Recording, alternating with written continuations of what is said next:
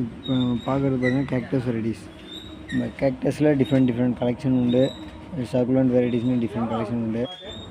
இது succulent varieties, இது கேக்டஸ்னு mostly அதிகமாக இண்டோரில் வச்சு வளர்க்கலாம். கேக்டஸு, சக்குலண்ட் இந்த டைப்ஸ் எல்லாமே பார்த்தீங்கன்னா இண்டோர் மட்டும்தான். அவுட்டோர் வைக்க முடியாது. இப்போ அவுட்டோர் வச்சிங்கன்னா நமக்கு மெயின்டைன் ஜாஸ்தி இருக்கும்.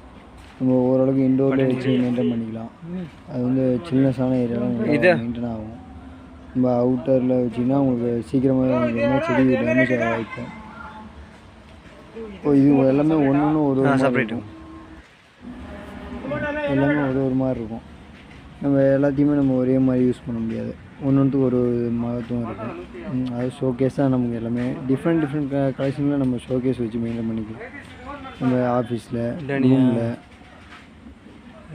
அந்த மாதிரி யூஸ் பண்ணிக்கலாம். இதில் பார்த்தீங்கன்னா ஏர் லேயரிங் பிளான்ட்டும் இருக்குது. நம்ம ரைட் ஹேண்ட் சைடில் இருக்க மாதிரி இருக்கும். அதுக்கு அதிகமாக கவர் பண்ணல. இதுலேயே பார்த்தீங்கன்னா கலரில் இது பாருங்க. அதாவது நம்ம கலர்ஸ் ஒன்று ஒரு டிஃப்ரெண்ட் கலெக்ஷன்